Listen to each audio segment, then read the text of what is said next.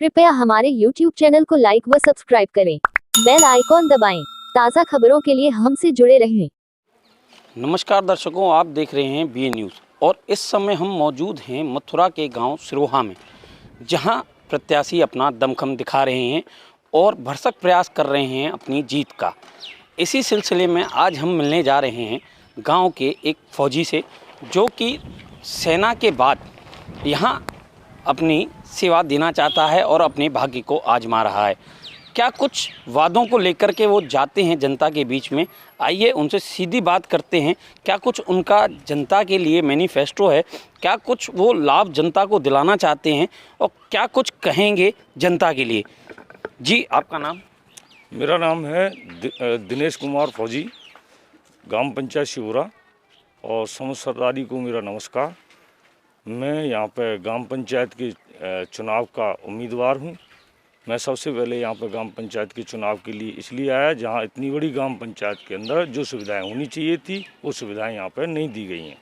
दिनेश जी, सबसे पहले तो हम बात करना चाहेंगे, जैसा कि देश में कोरोना का माहौल चल रहा है और कोरोना के माहौल में सभी प्रत्याशियों को जो मुसीबतों का सामना करना पड़ रहा है वह चुनाव प्रचार प्रसार। कैसे इस दौर में चुनाव प्रचार प्रसार आप कर रहे हैं और किस तरह लोगों को अपनी बातें पहुंचा रहे हैं? सबसे पहले बात करते हैं इस मुद्दे पर। ये कोरोना काल तो पूरे देश के लिए है और अपनी जनता को सेफ्टी भी रखनी चाहिए इससे, क्योंकि कोरोना एक बुरी महामारी है। इससे बचने के लिए 2 गज की दूरी और मास्क है ज़रूरी। ये चीज़ें हमारे को पिछले 2 साल से बताई जा रही हैं और वो होना भी चाहिए। इसलिए अभी चुनाव के दौरान हम अभी यहाँ पे डोर टू डोर जा कर के, कम भीड़ ले जा कर के डोर टू डोर अपनी बातें रख रहे हैं।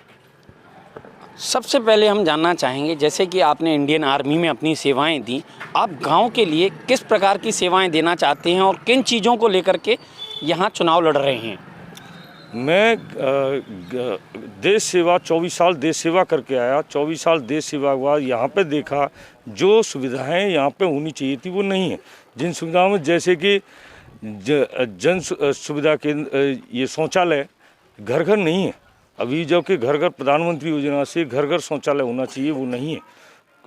पानी की सुविधा, जहाँ पानी की सुविधा हर घर में होनी चाहिए, वो पानी की सुविधा नहीं है पूरी। उसके बाद में यहाँ पे शिक्षा का भी अच्छा वो नहीं है और सबसे मेन है यहाँ पे पारदर्शिता नहीं है। रस्तों के लिए भी रास्ता सही नहीं है। रास्ते में जब बारिश आती है तो यहाँ पे पानी भर जाता है चारों तरफ गांव के, उसकी सुविधा नहीं है। शमशान की सुविधा नहीं है। इन चीज़ों को ही देख करके मेरे दिल के अंदर ये आया कि मैं प्रधानी का चुनाव लड़ूंगा।